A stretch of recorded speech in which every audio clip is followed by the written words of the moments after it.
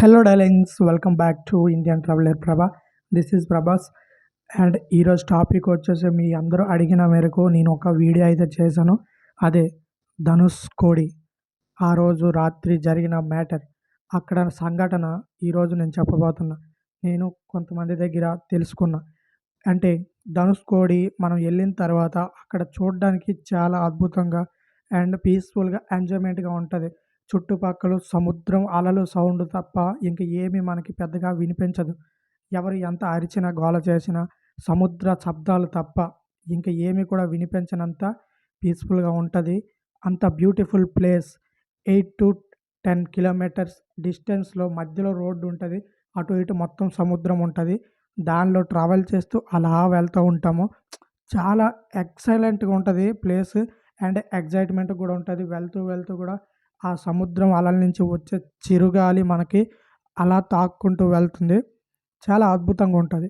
కానీ ఇలాంటి అద్భుతమైన ప్లేస్లో ఒక గోస్ట్ టౌన్ ఉందని మీకు తెలుసా? అందుకోసమే ఈ వీడియో అయితే మీకు చేస్తున్నా.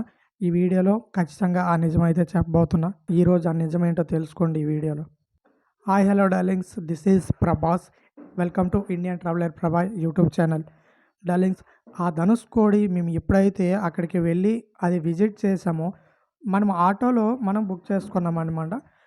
1500 తీసుకున్నారు. టోటల్గా మేము 7 మెంబర్స్ వెళ్ళాం. అండ్ బాగానే చూపించారు, తీసుకొచ్చారు. కొన్ని దేవాలయాలు కూడా చూపించారు. చాలా బాగా అనిపించింది. ఫైనల్గా మాకు ధనుష్కోడి తీసుకువెళ్ళారు.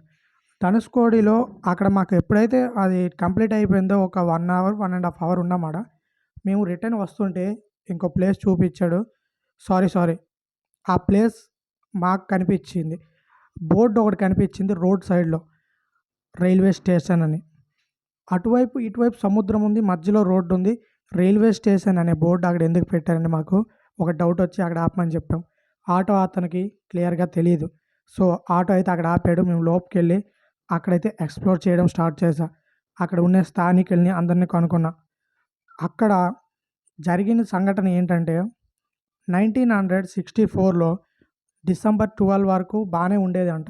దాని తర్వాత వచ్చే ఆ ఒక ప్రబలం విశాలమైన సముద్ర ఘటన ఎలా అంటే, 20 అడుగుల ఎత్తుకి సముద్రం దూసుకుంటూ గంటకి 280 కిలోమీటర్ల మైల్లో అంత స్పీడ్గా సముద్రం వచ్చి ఆ అందమైన టౌన్ని మొత్తం కొట్టుకుపోయింది. దాదాపు 1800 మంది దాకా చనిపోయారు. అక్కడ అలల సృష్టికి, ఆ తుఫాన్కి అక్కడ మొత్తం ఆ ఊరే ఒక నాశనం అయిపోయింది. అది జరిగింది ఏ టైంలో అంటే, రాత్రి వేళలో అందరూ పడుకున్నారు, నిశ్శబ్దం అనే టైంలో అలా జరిగింది. ఉదయం లేచి చూసేటప్పటికి ఒక్కరు కూడా కళ్ళు తెరవలేని పరిస్థితి. సరిగ్గా అదే వేళలో ఒక ట్రైన్ వస్తుంది పంపా బ్రిడ్జ్ మీద నుంచి రైల్వే స్టేషన్కి. అదే మన 60053 అనే నంబర్ ట్రైన్. దానిలో దాదాపు 115 మంది చనిపోయారు. ఎలా అంటే ఆ వచ్చే సముద్రం ఆ వేగం, ఆ స్పీడ్కి కొట్టుకుపోయిందనమాట. సముద్రంలో కలిపేసింది అంత జనాలకి.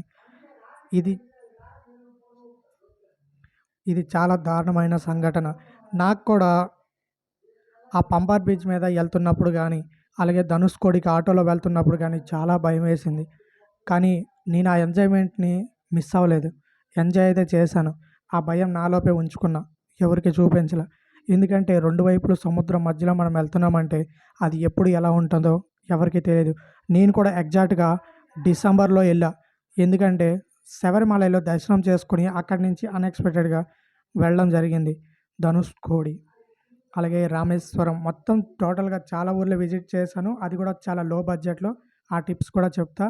కానీ ఈ స్టోరీ మధ్యలో ఇది తీసుకోవడానికి రీజన్ వచ్చేసి ఒక్కటే, మీకు నేను ఎలా వెళ్ళాను అనేది అర్థం చేసి చెప్పడానికి, నా ఫీలింగ్ మీకు చెప్పడానికి, అంతే.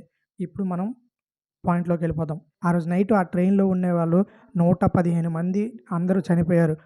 కానీ దాని నెక్స్ట్ రోజు మార్నింగ్ లేచి చూస్తే అక్కడ మొత్తం శ్మశానం అయిపోయింది. ఎవరూ లేరు.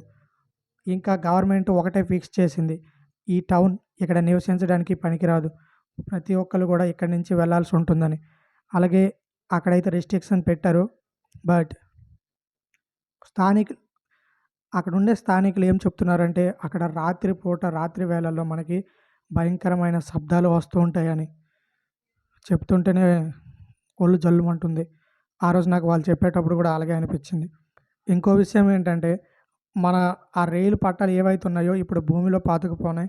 చూపించడానికి ప్రయత్నిస్తాను. వీడియో క్లిప్ తీశా. కానీ అది కనిపించడం మాత్రం జరగలేదు. భూమి లోపల పాతుకుపోయింది. ఇంకో విషయం ఏంటంటే, మన రామసేతు ఏదైతే శ్రీరాముడు మనకి సేతు నిర్మించాడు కదా! లంకకు వెళ్ళడానికి. ఆ రామసేతు గూడా ఇదే మార్గం వైపు నుంచి ఉన్నదని అక్కడ వాళ్ళు చెప్పారు. బట్ నేనైతే అది చూడలేకపోయాను. Next time I will try definitely. కానీ ఒక ఆశ్చర్యమైన విషయం ఏంటంటే, ఒక అద్భుతం అక్కడ జరిగింది. అక్కడొక వినాయకుడి గుడి అయితే ఉన్నది. అప్పటి నుంచి ఇప్పటి వరకు అదొక్కటే అక్కడ నిలిచింది. సముద్రం ఎంత కొట్టుకుపోయినా గూడా ఆ వినాయకుడి గుడి మాత్రం చెక్కు చెదరలేదు. అలాగే ఉంది. నిజంగానే దైవశక్తి అనేది చాలా ఇంపార్టెంట్. మన లైఫ్‌లో గూడా మనం నమ్మాల్సుంటది. దేవుడున్నాడనేది నిజంగే నిజం.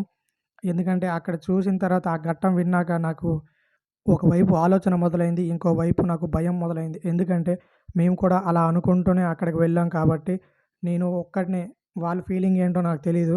వాళ్ళు కూడా చాలా ఎంజాయ్ చేశారు. ఎందుకంటే ఫస్ట్ టైమ్ కాబట్టి ఆళ్ళందరూ కూడా విత్ మాతో పాటు ఇద్దరు ముసలోళ్ళని కూడా తీసుకెళ్ళాం. అది నాకు కొంచెం ఇదిగా అనిపించింది. అది నేను ఫీలింగ్ మీతో షేర్ చేసుకోలేను. అండ్ ఫైనల్‌గా అయితే ఎంజాయ్ చేసాం. అండ్ ఫైనల్‌గా అయితే ఇది అక్కడ స్టోరీ జరిగింది. నేను ఎక్స్‌ప్లోర్ చేసింది, తెలుసుకున్నది. ఆ ఓల్డ్ బ్రిడ్జ్‌ది, ఓల్డ్ రైల్వే స్టేషన్ ఆ బ్రిడ్జ్ అనేది మీకిప్పుడు చూపిస్తాను. ఆ క్లిప్ చూసేయండి. అలాగే మన వీడియో గాన మీకు నచ్చినట్టయితే వీడియోని లైక్ చేసి మన ఛానల్‌ని సబ్స్క్రైబ్ చేసుకోండి.